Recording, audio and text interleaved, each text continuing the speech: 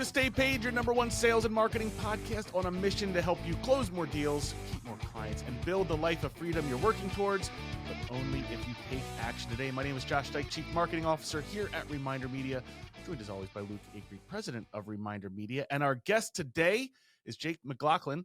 Jake is the CEO and co-founder of ReferralMate, the fastest growing referral exchange platform built exclusively for realtors. As a top producing agent in 2025, he achieved over $25 million in sales, specializing in short-term rentals and apartment buildings. After recognizing the inefficiencies in the referral process, Jake launched ReferralMate, which now serves over 12,000 agents nationwide, transforming how realtors connect and collaborate. Jake, welcome to Stay Paid. Thank you guys so much for having me. I appreciate it. And he's an overall stud.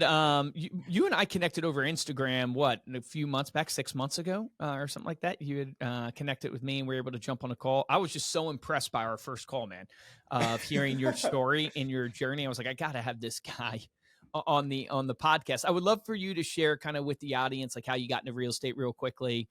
And then we can talk about like what's driving the success for you right now as a realtor. Because it goes without saying, I feel like I say it every show, every real estate agent out there is struggling, it feels like, except the top 5%. And here you are in that top 1% of real estate agents. And so I want to get into what's working for you. But can you tell us how you got into real estate and a little bit of that journey? Yeah, absolutely. So I got into real estate in 2020. I went to college for a semester. And the reason I went to college is because I thought I was going to go to the NFL. That's the secret to my real estate. I just have, a lot of optimism. You can't tell now, but I'm 5'9" and not that fast and not that big. So NFL was definitely a stretch. But I don't know, I guess a very optimistic guy. So I went to college, thought I would go one day to the NFL. Obviously never made it, dropped out after a semester. And I was going for sales and marketing, but I was watching all these real estate videos in my classes. I was like, every real estate agent's rich. I'll just do that. So I dropped out at the same time. I dropped out before the craziness with COVID happened. But after I dropped out, all the colleges shut down anyway. So I was like, oh, nice. I got out pretty easy here. And then, I took about 6 months to do my course. And I just got into it. I didn't have any families or friends or anything that were in real estate before.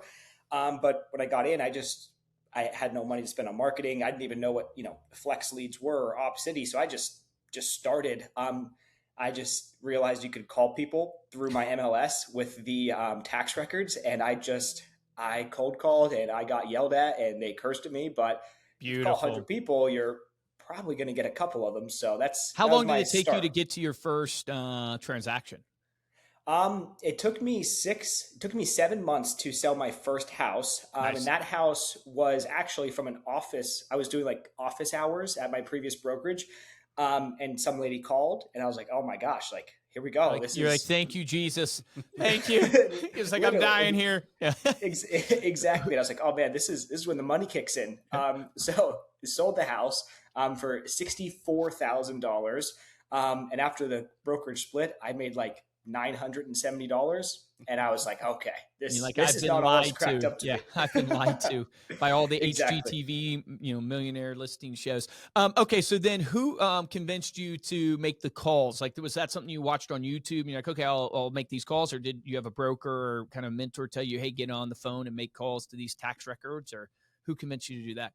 No, it really was just like YouTube in general. And that's how, again, I got into real estate. I was just watching the videos during class in college. So yeah, everybody was like, just cold call. It's easy and everybody will sell their house. But obviously we all know that's not true. It takes a ton of reps, but yeah, I didn't even know what scripts were. I just would like call and introduce myself. So definitely a big learning curve, but I feel like I'm pretty good on the phone now. So you got your first deal, 6-7 months in, but it was, $900 or whatever. Right. And so you're obviously starving at that point. Yeah. You don't have money. What gave you the ability to keep going and where did you put your efforts in next that allowed it to start taking off for you? So when I was in the beginning of real estate, I was still working, full time. My dad has a little, like a flooring company. So I was cold calling all day. And then, if I had to like go rip out furniture at, an apartment building or, go replace padding, which flooring is it should be on dirty jobs.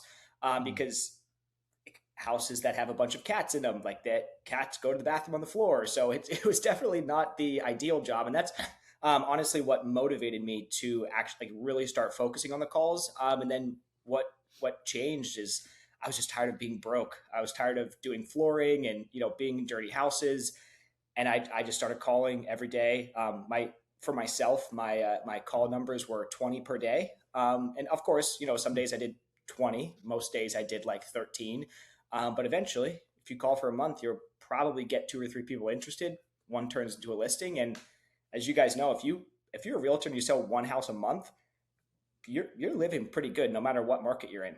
Yeah, you're in the probably top 5% at least of real estate agents nationwide. So you obviously were good on the phones. Were you calling FSBOs and expireds at that point, or were you calling circle prospecting still, kind of that idea of just random addresses based upon things that were happening?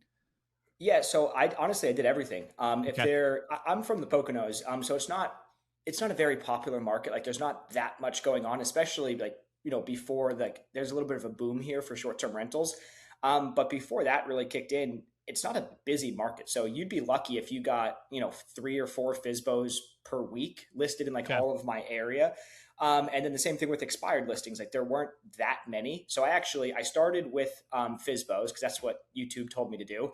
But I realized pretty quickly that FSBOs are just typically people who want too much for their house and don't like agents. So that was don't start with FSBOs. That's my advice because it'll beat you down pretty quickly. But then I got into expired listings and I went back the previous 18 months like in my market because I was like, well, if they didn't sell, there's a good chance they still own it, and you could check in the tax records obviously if they still have it. So I went through all of the expireds across all of the Pocono region, which is probably 30 miles or 40 miles wide. So it's a pretty big market. But then I guess I didn't have my script down. That didn't really work extremely well for me. And then I just started circle prospecting. Transparently, I picked the community with the most money. It's called Lake Harmony Estates. And Super smart. called every single person, and I still have the relationships to this day. And something with that, maybe a little tip for agents out there that want to do the same thing is if you focus on like the ultra luxury communities, which, is always relative to your market. If this community was in Miami, it would be the cheapest community. But in that area, when you're focused on those top producing markets and top little pockets of your market, in my opinion, you find people, and if you're a hustler, you'll find people like you and they will appreciate it and they will like you. I've had so many people like lakefront $3, $4, $5 million houses taking calls with me off of a cold call. And then, like I said, because they probably have gotten there themselves by doing that. Exactly. By grinding it out and hustling. I've seen the exact same thing. Yeah. We're almost scared of calling the luxury and the rich because we think they're going to look down on us, and they're the ones that a lot of times appreciate it because they had to work so hard to get there. Yeah, they're the best. They're my favorite people. And I still, just yesterday, I was talking with a guy I cold called like 5 years ago. We're going to work on listing his lakefront property in that community that I cold called for, somewhere around $4 million. So yeah, so good. So when awesome. When did you make this switch? You've obviously made it massively because you've gone all the way to creating a platform called ReferralMate, .co. Mm-hmm. But like, when did it start becoming sphere based, or when did the realization come up for you, or maybe you still just cold call? Like, when did it switch to this whole referral mentality for you, and what led that transition? So jumping back into my story a little bit, that will answer the question for you. When I started in the Poconos, as everybody knows by now, I sold there for about 2 years. And this was, like I said, I got, pretty good at it. With COVID, the boost in the market, short-term rentals in the Poconos, like it was really busy for me. And I did, even though it was my, second year in, I did really well. And then we picked up and moved across the state to Pittsburgh. That's about 5-ish hours away from my original market.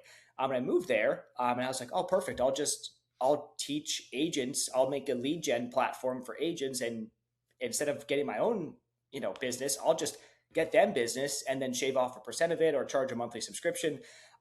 So picked up, moved out of my market that I was doing really well in, moved to Pittsburgh, and I started a lead generation company, and I was charging a couple $100 a month to agents.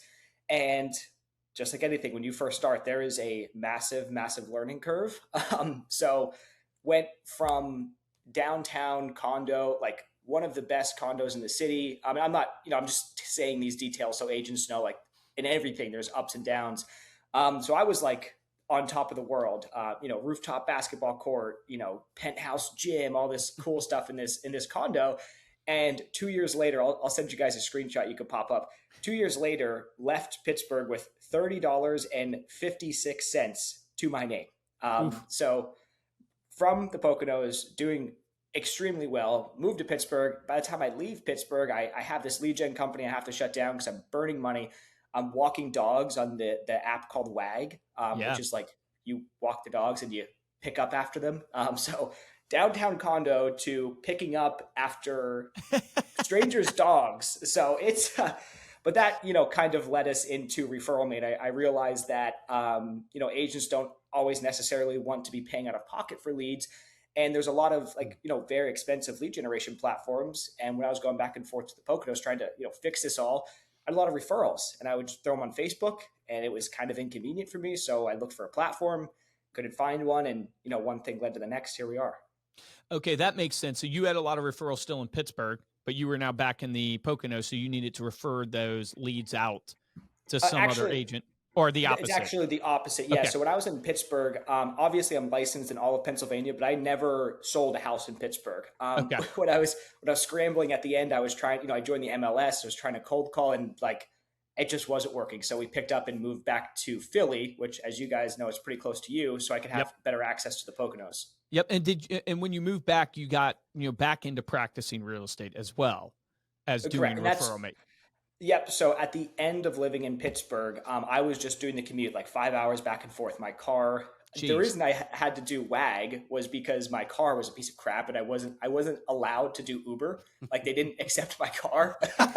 So I was driving from Pittsburgh to the Poconos 5 hours each way in the same day to show listings, or, I'd stay at my brother's house or my mom's house or something. But yeah, then the car would break down on the way home. And I found out a little bit about cars during all of this. Within that, 3 or 4 month period where I was commuting back and forth, I had a flat tire. My battery died. My window on my driver's side. Now this is winter in Pittsburgh in Pennsylvania. My driver's side window broke twice. So it was stuck down for one of the rides back. So it was just like, and you're going to show people properties or go do a listing presentation. There's nothing like that to influence your confidence. You're literally, you can't roll up the window. Yeah. One cool thing about the Poconos that saved me is a lot of the times people aren't there because it's a vacation market typically. So I would pull up to, $1 million property and I'd call the owner. I'd have my, my one suit that I had on, all tucked in and probably wrinkly a little bit. But luckily, a lot of times you don't meet the owners here because they're from Jersey or New York or Philly. So yeah, it was. Well, what type of volume, like when you went back and you started doing the Poconos and your commute, doing the commute and everything like that, what type of volume did you do in that year or transactions? Like give us a feel for where you ended up there. Yeah. So that was 2024. I started 2024 with, as you guys know now, like $30 to my name. But then I ended that year. I also got married in October of 2024, but I ended that year with, I was just looking back at all of our tax stuff. I think I ended up making like 79,000 or 82,000 or something. So, not a crazy income, but from like essentially zero to that, I think I probably ended somewhere around maybe $7 or $8 million in volume. And then was that volume still coming from you doing cold calls, or had you had enough relationships at that point when you were you were getting more referrals in Sphere at that point? It was everything. I started getting into social media too and doing home tours, and you could go back and look, they are not good, but they bring you clients. So I was doing home tour videos, putting everything on social media. I guess you were hustling, calling, obviously, everything, calling all of my old clients. It's it's a great golden nugget for people of just like, obviously one of the great things about being broke is it causes you to become resourceful. When you don't have resources, it causes you to become resourceful, and you just literally hustled and started doing everything. And then last year, how much volume did you do last year? So I ended 2025 with just under $25 million in volume. Yeah, sick, man. That's unbelievable. So let's transition then to this whole ReferralMate platform. So I'm getting the gist of why you created it, because you have all these referrals that you could give in the Poconos. You're in Pittsburgh. You're throwing them up on Facebook. There's not really a good platform out there. Walk us through what led you to wanting to create the platform and dive in that way. So honestly, the original idea for it was I could get agents to join this and I could build, a small to medium sized network with a couple hundred people on it. And I could basically, I'm in Pennsylvania. I have no business. I'm thinking like, if I could build a platform, I could probably start getting myself referrals rather than having to go to Facebook. So I could refer out on my platform to agents across the country, and I could essentially build my own referral network to really cover PA, or at least, the Pocono Philly side of Pennsylvania. And that was the original plan. But then we launched a wait list. I thought I'd have 70 agents join it. We got the wait list up to almost 3,000 agents from a couple posts on Facebook. Get out of here. And jeez. Yep. And then I convinced my wife to drop out of college. She got accepted into a doctorate program for psychology. I convinced her to drop out and, teach herself how to code the platform. That is sick. Wow. What created the interest? Like, what do you think really drew people in? How did you go from expecting 70 to all of a sudden ending up with 3,000? I think it's just consistency. Like when I made, just like all the Facebook posts, like I leveraged the thing that I was trying to beat by, using it. And I would just make posts, and I made the first one, and the wait list was literally just a Squarespace website with an email, like put your email if you want to join a referral network. And the first time I made the post, like maybe 150 agents joined from this Facebook group. Then just I would consistently post and post and post. And the reason the wait list got so big is because I thought I could build this and then I could, figure out how to code it and it'll take, 3 weeks. Turns out it took my she's genius. She literally got accepted to a doctorate program.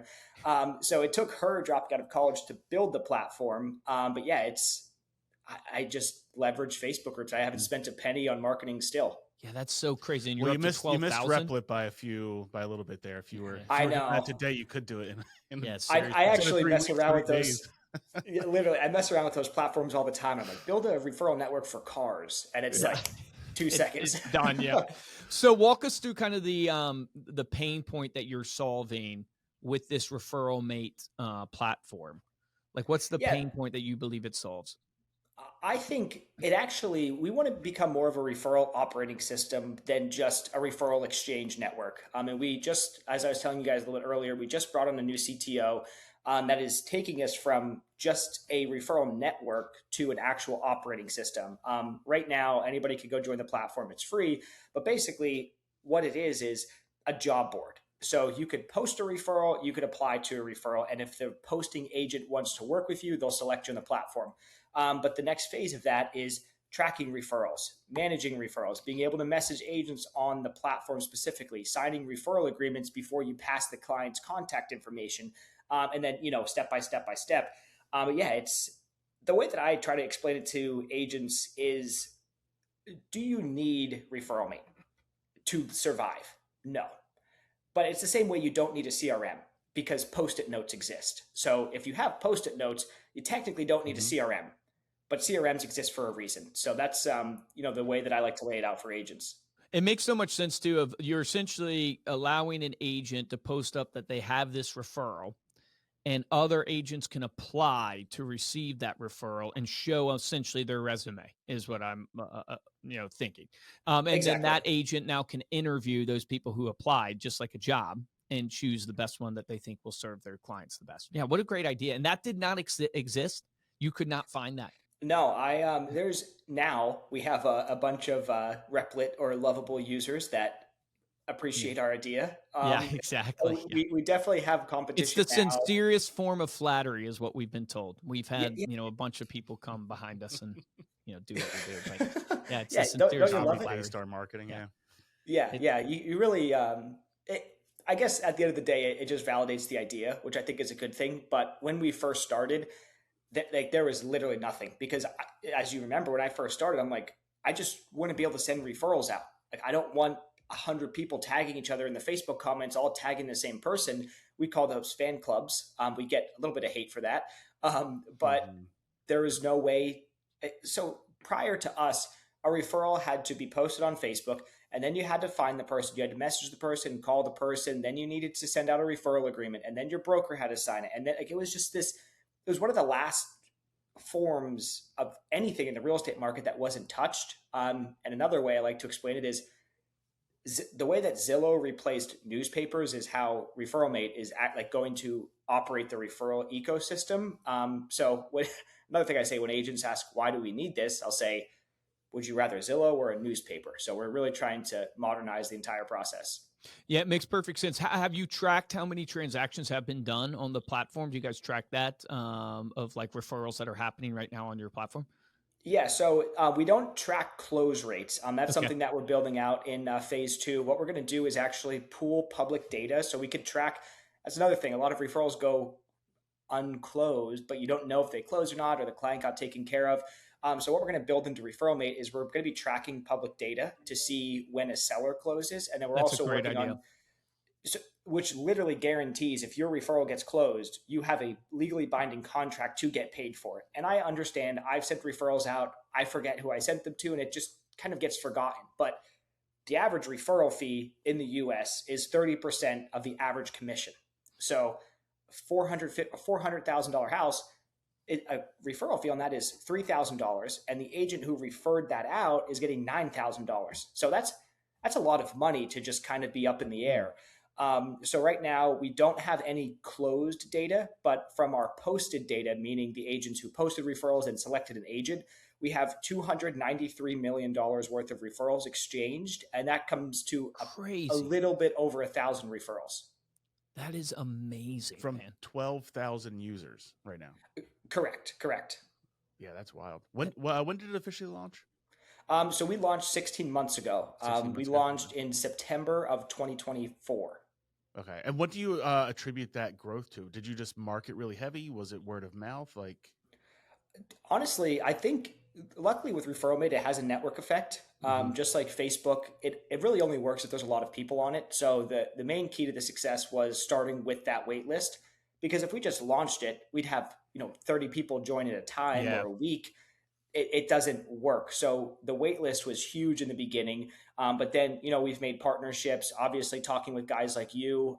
We have a decently sized Facebook group that's like 99% realtors.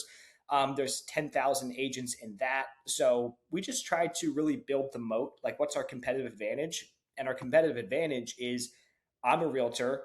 I'm, humbly a top producing realtor, and I could leverage my experience, come on shows like this, podcasts, make posts, and coach and teach agents. Whereas our competition, who put our idea into a chatbot and copied us, they can't necessarily do that. They're investors or wholesalers or something. So I think that's what really led to the growth we have, and we have some exciting partnerships coming up. So should continue to go. What advice would you give an agent when selecting a agent they are going to send the referral to? Like, what are some of the main things you believe you should look for when selecting another agent to help your clients? Yeah, so I think the most important thing is picking an agent that isn't necessarily the top producer, isn't necessarily the brand new hustler. You have to find an agent that matches your client. So let's take my brother, for example. He was a Marine. He was in the military. He's a realtor now, but let's just say he's still in the Marines. I know my brother. I know that he will work best with a jack dude that was ex-military that's, tatted up. I wouldn't necessarily pick, let's say, myself, or I wouldn't necessarily pick, the brand new real estate agent that's a hustler, because you have to pick people that speak the same language. So when you are posting a referral and finding somebody for it, whether your client's ex-military, or they prefer to speak in Spanish, or they're ultra luxury, or they're a first-time home buyer, you really want to find that agent that could connect to them on a personal level, because just like your clients, you find the people who are like you. You don't want to refer, let's say hypothetically, a 93-year-old grandpa to a first-time home buyer that just got out of college. It just doesn't mesh. You want to find the person that's a really good personality fit for your client, for your referral. Yeah, it makes so much sense. Because you hear these horror stories. I just heard one the other day. I think the I forget if it was on a webinar or if it was on our call-in show where they had referred one of their people to an agent, and the agent has done a terrible job, and she doesn't know what to do. And I said, well, you have to go have that hard conversation with that agent, and you just have to tell them like it is, like, hey, this is, the reality is like, my clients are not happy with the service that you're providing. When you see like the referral, breakdown of, at least in your own experience, because I know you're not tracking totally to close for agents, but where do you feel like from a servicing standpoint, when you get the referral, what's the key to impress that client that was just referred to you? So when someone refers you on the platform and says, hey, you need to use Jake, what are you trying to immediately do in your kind of service level to really get yourself attached to that client and do an incredible job? Well, what I like best with a referral is, well, first of all, you have to be fast. You can't get a referral and then 4 days later, just like any, client that gets introduced to you, you can't reach out 3 days later. And then on top of that, my preference is to get a warm handoff. So let's say, Luke, you referred a client to me. I don't want to just basically cold call that client and be like, hey, your buddy Luke sent me over. I'm a realtor. You ready to buy a house?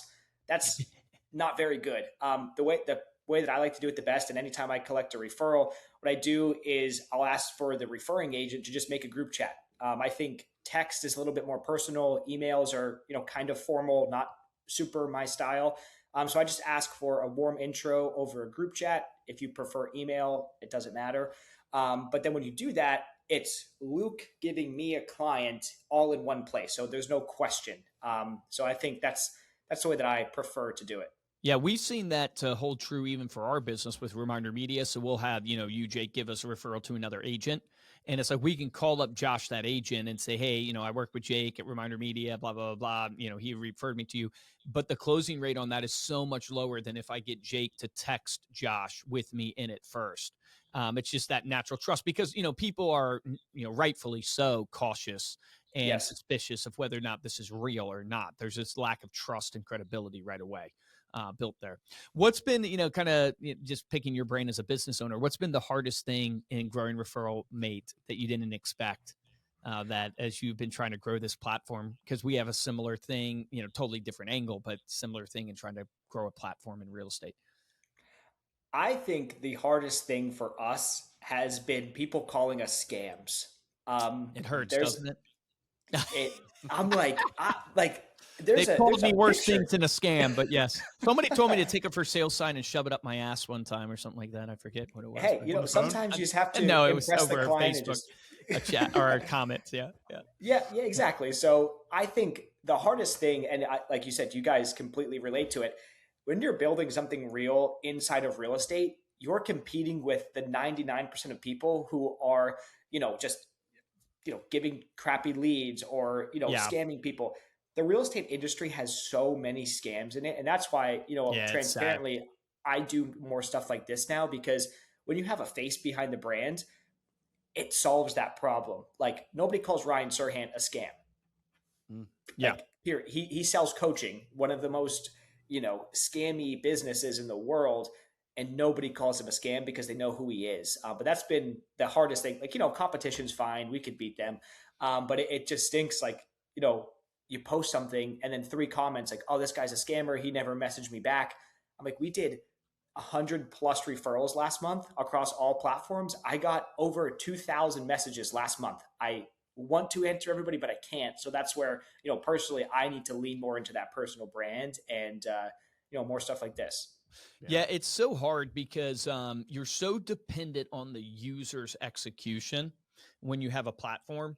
And that's why it's like you always constantly got to be upgrading your tech and your, client success coaches or whoever you have, because, getting people to actually take action, hence our whole genesis of this podcast, has always been the pain point for us, is that, you can have the best platform in the world, but if people don't use it, it doesn't matter.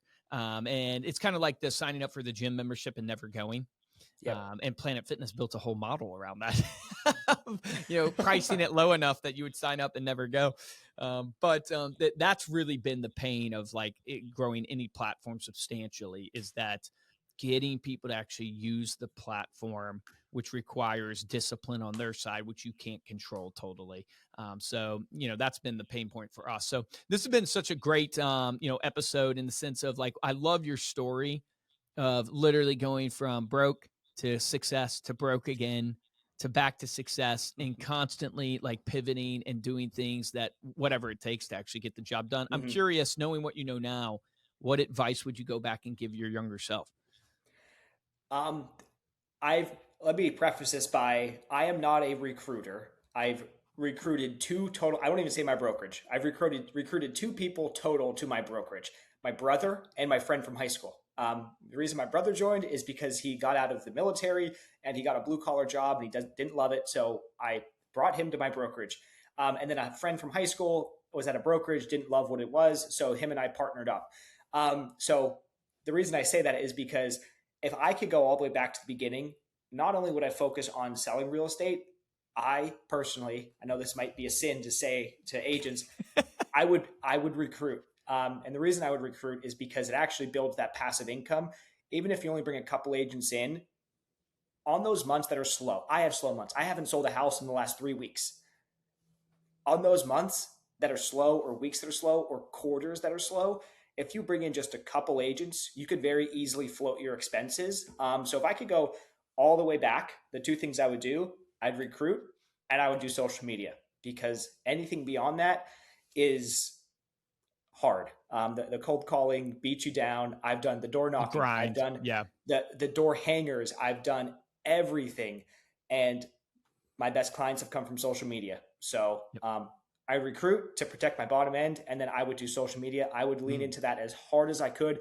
Localize Facebook content. I could, if we have time, I could dive into that. But if you recruit to cover your bottom end, to basically float your expenses, and then do social media, if I could go back, I would do that. Yeah, it's great because you also think like essentially social media is sphere marketing. That's what I tell people. It's like you're going to get some, obviously, that it's not sphere in the sense of like they're maybe relocating to that area and they find your content and stuff like that. But majority of it is your community. It's like farming essentially to your community of people that follow you and that know of you or have a friend that follows you and stuff like that. So such good advice, man.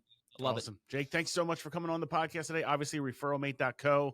Is that the website you want people to go to? Anywhere else? Yes. Anything else you want them to know about? No, just come join ReferralMate. It's completely free. The only thing you have to pay is a referral fee that you agree with the referring agent up front. So we don't take anything from you. It's completely free. Come join. Awesome. Love it. Thanks again for coming on the episode. And thank you all so much for listening. You can dive deeper in this episode and get all of the links and the videos over at staypaidpodcast.com. If you enjoyed this episode and want to show your support, head on over to YouTube, follow Reminder Media, give this video a thumbs up. And the best way to support the show is simply share this episode with someone you know. Refer us out. Give us a referral to the podcast. If you want to get hold of me or Luke, you can email us at podcast@remindermedia.com and follow us on Instagram. We are at Stay Paid Podcast. For this episode of Stay Paid, I'm Josh Dyke. Guys, I'm Luke Acree. Jake, man, really appreciate you coming on the show. You are the real deal. I encourage everybody, go follow him because not only is he a top producer and agent himself, everything that he is putting out is really good stuff. And so I really want you to go learn from him, follow him, join ReferralMate because he's growing it substantially and it's pretty amazing. My action item for everybody listening to this is, do you actually have a referral network of agents that you are getting referrals from and referring people to? And that should be part of your pillar in your business. As you think of your lead generation pillars, you have your obvious, which is your sphere, and you're getting referrals from your sphere and repeat business. And then you might have something like maybe running Facebook ads or Google pay-per-click or farming, but referrals from other agents should be a pillar of yours. So go build that platform or get on ReferralMate and get your platform of referrals coming in. Remember, the difference between top producers and mediocre producers in any business is top producers take action. Take action on that today.